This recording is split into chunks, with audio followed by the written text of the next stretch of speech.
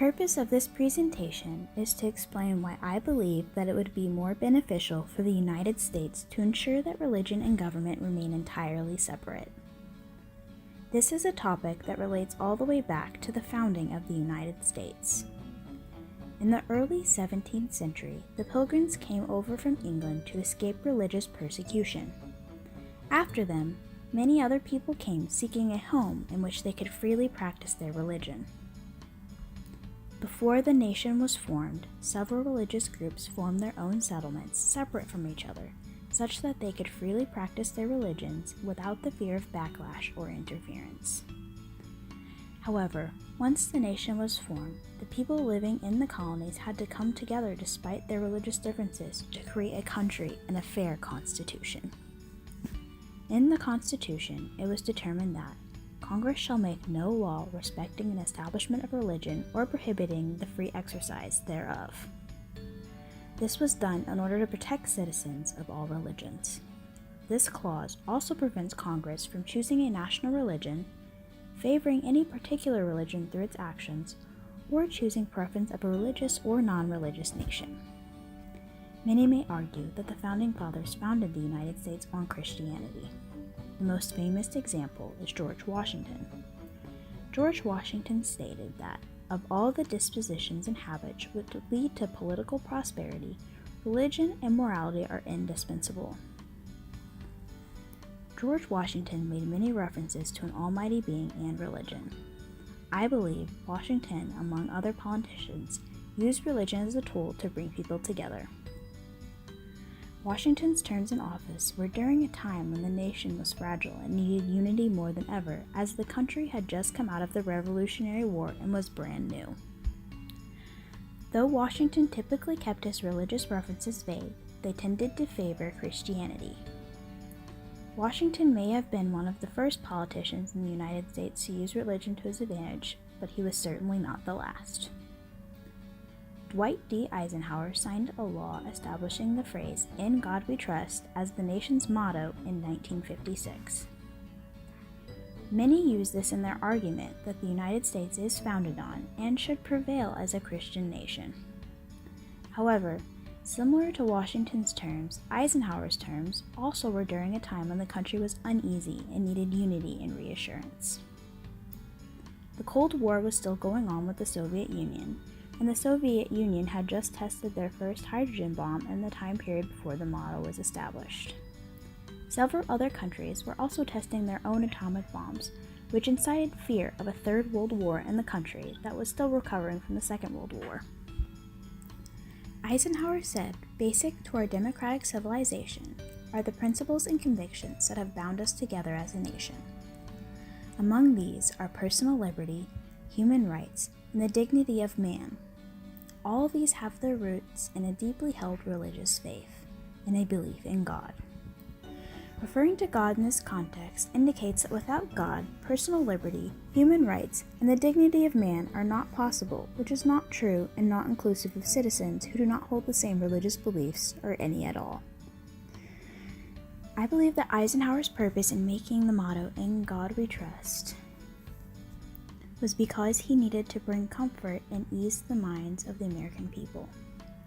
This phrase is directly supporting religion and Christianity, which is indicative of an action leading to an establishment of religion by the government, which is strictly prohibited by the Establishment Clause. Besides Washington and Eisenhower, there are many politicians who have used the religion in their politics and campaign tactics to win the support of citizens of the country. Not only does this allow politicians to be seen as appealing to specific religious groups, but also often to citizens who are religious and believe that if a person is religious, then they tend to be more trustworthy and hold better moral values. This is unfair to the citizens of the United States because it creates an overlap of church and state.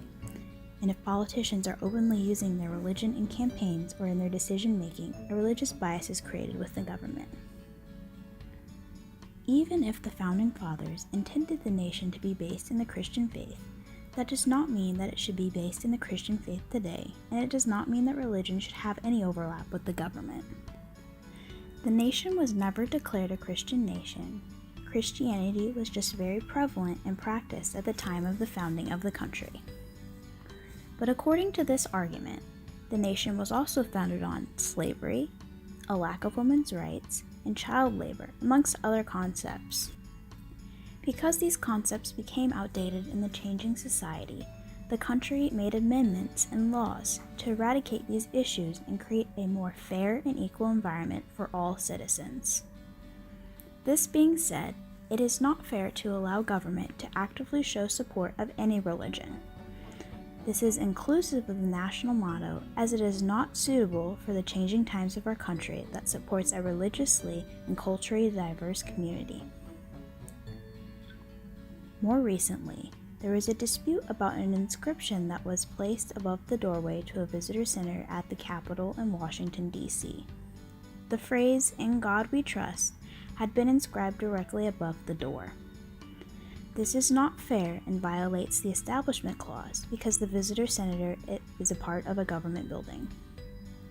Therefore, placing the inscription above the doorway is favoring a particular religion. More specifically, it is favoring Christianity, which is unfair.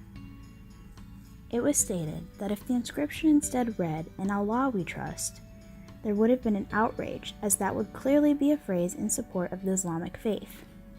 On the other side, it was argued that the inscription was perfectly okay because "In God We Trust" is still the nation's motto.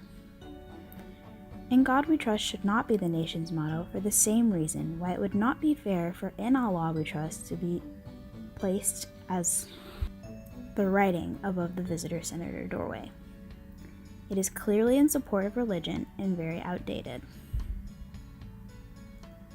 Overall, allowing government and religion to overlap is not good for the country. If religion and government were allowed to overlap, it is likely that a religious bias would be introduced, which would result in the nation being inclusive of the majority religions rather than being supportive and open to all religions, which would then violate the Establishment Clause.